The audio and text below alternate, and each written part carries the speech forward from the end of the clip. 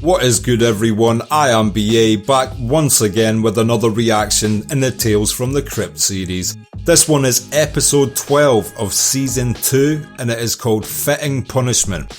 I've never seen it before, I have no idea what's going to happen or who's in it. Let's check it out and see what it's saying to it.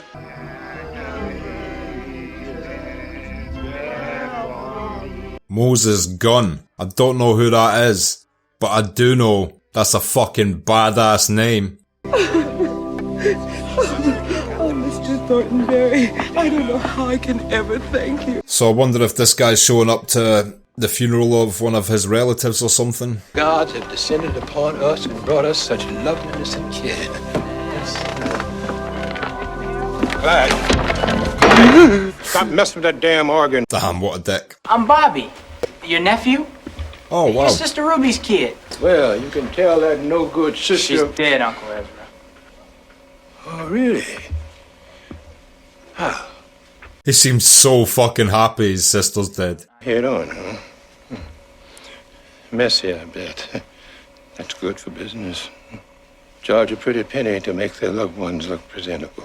Wow. I suppose you lose a bit of humanity having to deal with dead bodies every day, but still, toward his own family, that's fucked up. You must think I'm made of money.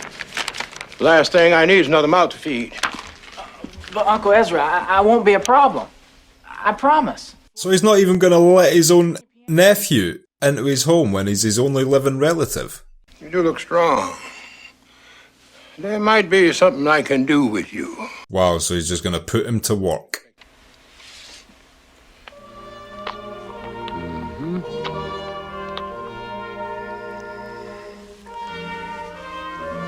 Is he stealing our gold tooth? This guy's a fucking dickhead. You can sleep here.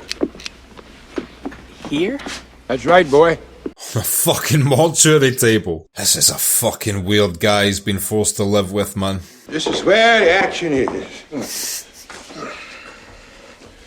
Yes, sir. Here we are. He's so excited to get chopping up another body. Yes, sir. Oh. Oh. This shit's pretty gross. This tub of lard will start to stink in a couple of days. That's why we got to embalm him. Pass me that tubing over there. This isn't the first time he's drained a body of all its blood. It is the first time he's using a tube and not his fangs. Get in there. Aren't you supposed to use chemicals or something? He's dead, you damn fool. He doesn't know the difference. So he's embalming him with tap water. Fucking hell. Didn't Ben Franklin say that?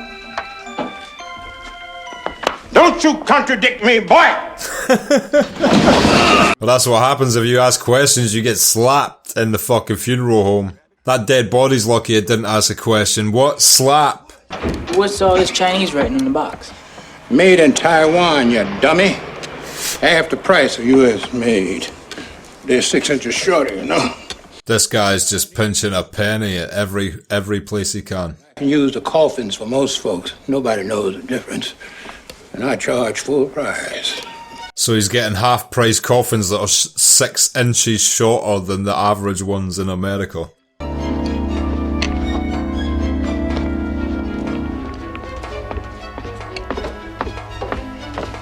A faucet stripping, you fool. Huh? What was that for? My man's got a swift right. Get the molasses out and clean this stiff up. We don't have any more disinfectant. You can take this. You're about as stupid as your mama, boy. Imagine cussing out his fucking mum. My heart bleeds, Mr. Johnson. Thank you there, Mr. I feel as though I've lost one of my own. That was very nice of you. He's coming across as such a fucking dislikable con man. I told you to stop messing with that damn organ! Bobby, close that damn coffin. I can smell Mrs. Johnson already. Yes, sir. He's being such a helpful, polite person as well. He doesn't deserve this bullshittery. I have no prediction for where this story's gonna go, by the way. It's interesting and I'm curious, but I mean, you know, logic would tell you that evil old pastor the funeral home director gets fucking embalmed with tap water by the end of this episode, but we'll see.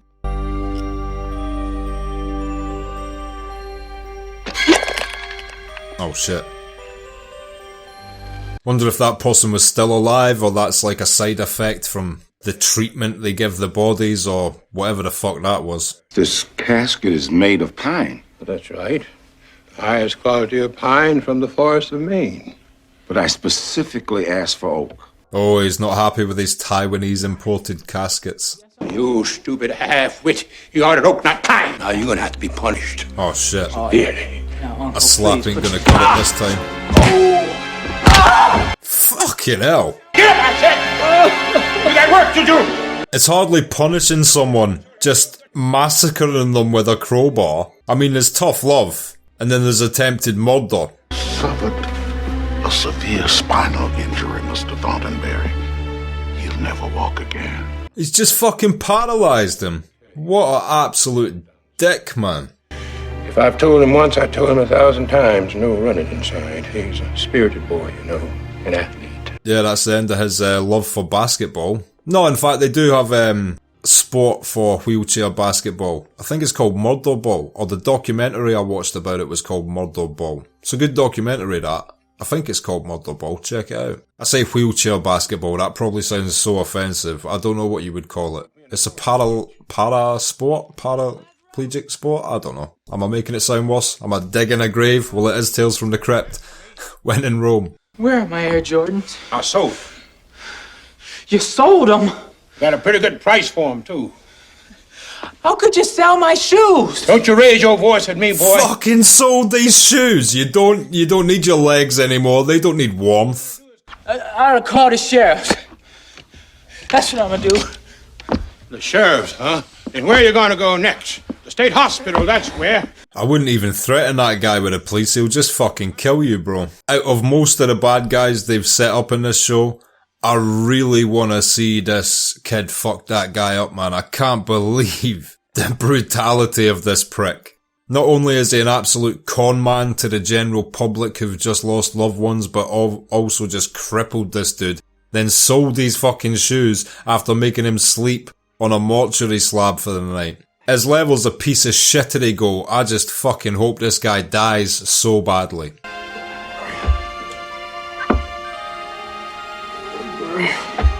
Oh fuck, don't fall down the stairs, mate.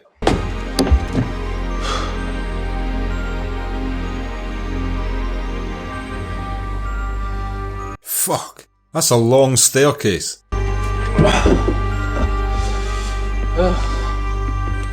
Hello, Bobby. Oh no, that is a pre-murder voice if I've ever heard one. Oh, what are you doing with my ball? Yeah.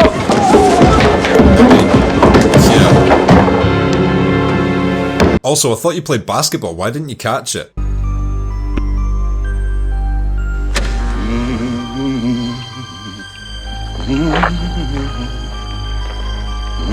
So he's just fucking straight up killed him. This episode better have some cool twist or comeuppance, because if it ends like this, I will be furious. This will be the most infuriating episode of Tales from the Crypt I've seen.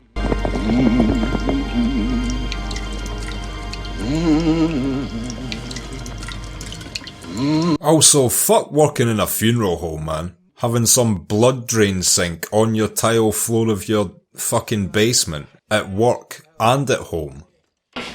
Here we are, in silent repose, just the way I want you. And on top of that, he's saving money by using the fucking wrong coffin that he ordered. Ah! It's 6 inches too short, that's what you get, you fucking cheap prick. I'm sure they're not gonna order another coffin. Oh no, he's got to fucking cut it off his legs.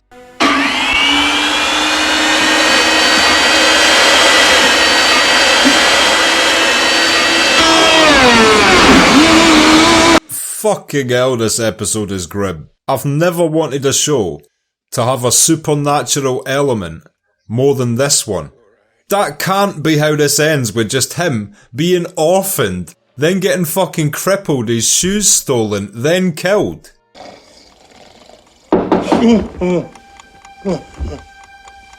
Okay, we've got horror violin starting. This might mean he's gonna die soon. We have hope. Who could that be at this ungodly hour? Why don't you open the door and find out, you little fuck? Who's there? What do you want, you goddamn hooligans? This guy loves labeling things.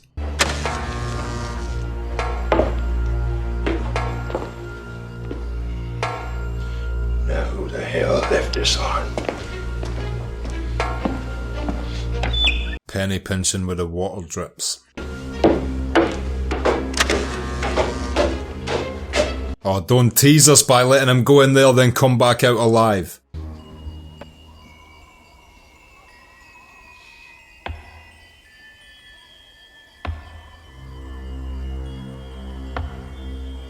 Yeah, now it's starting to freak him out. In fact, I like this better. I do hope he's about to die, but I'm assuming this is just to terrify him a bit before death, which is what he deserves.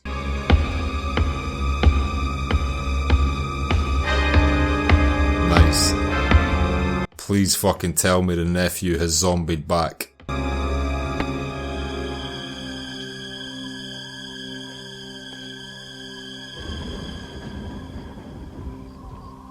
Castaway 2 sequel's looking good.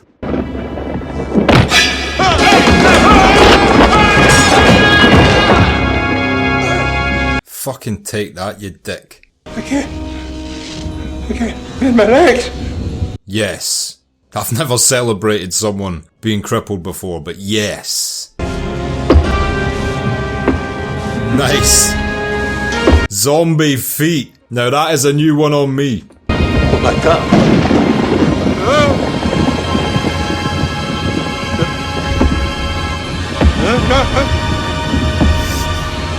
That's good special effects. Like it says in the Bible, Uncle Ezra, blood is thicker than water. Yes. Thank God you are about to fucking die. Somebody help me! No!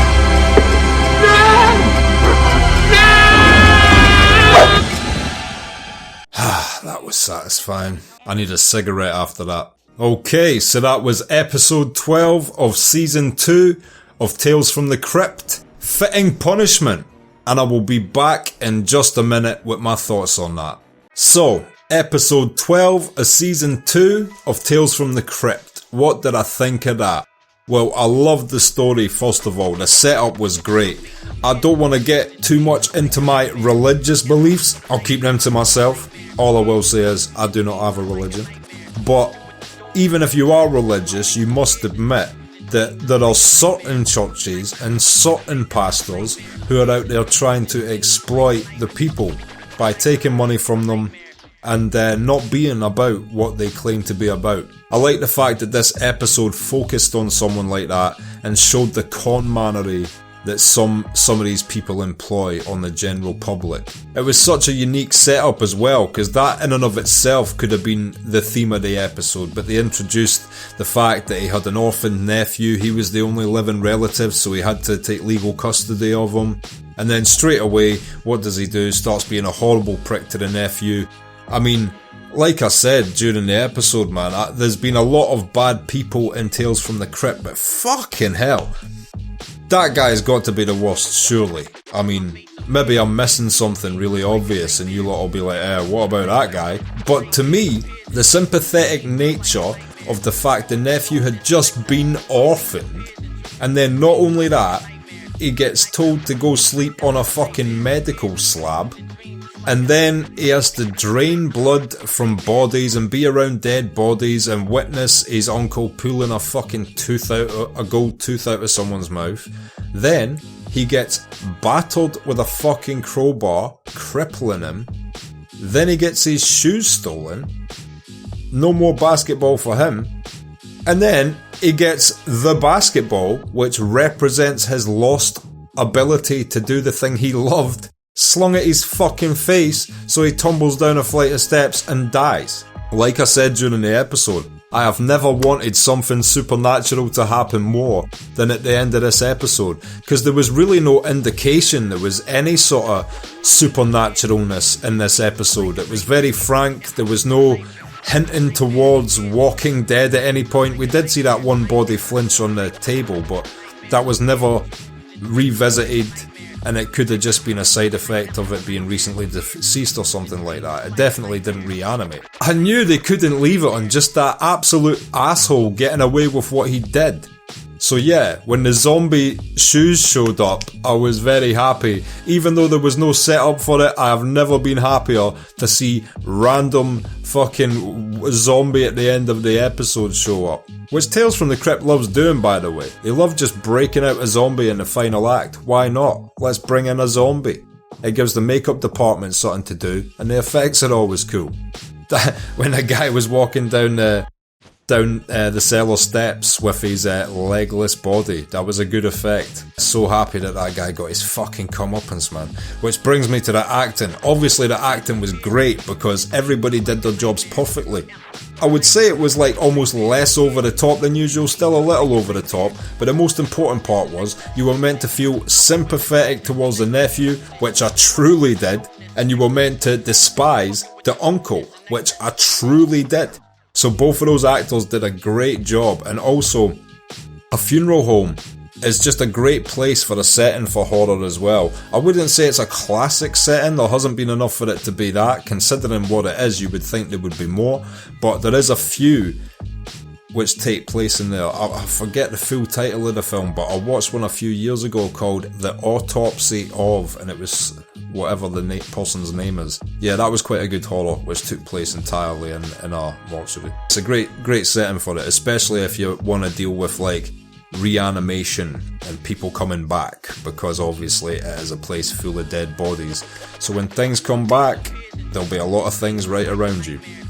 Also, Resident Evil 2 did that as well. The remake of Resident Evil 2, by the way, if you haven't played it, oh my god, it is one of my favourite games of all time. They did everything I remember and love from Resident Evil 2 as a kid, and they made it all way better in my opinion. I could play that game a million times. Yeah, but there is a moment in that where you go into the morgue and start like pulling out the caskets one by one, pulling out the slabs. There's a couple jump scares in that room. There's also some ammo and some healing items though, so you have to get there to get them.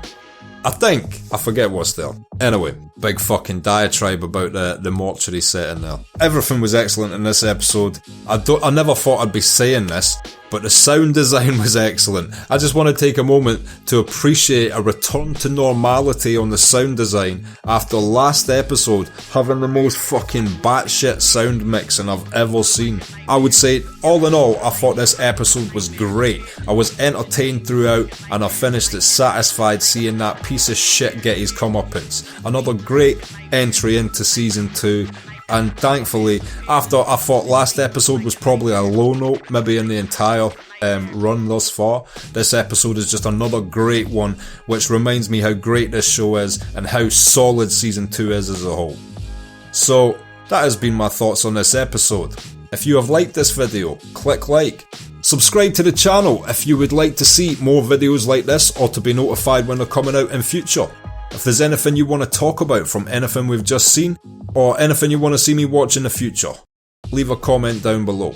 And share this video around to anybody you think might appreciate it or want to watch this series along with us. I now have a Patreon. If you become a Patreon, you will get access to polls where you can vote and choose what and decide what I watch in the future. You also get access to these videos weeks and weeks in advance, like the reactions I post on YouTube. And you also get access to full-length versions of every single thing I react to and post on YouTube. You do need your own copy of the show to watch along with me, but they're all up there as well in their full-length entirety. So, with that, until next time, I have been BA, peace.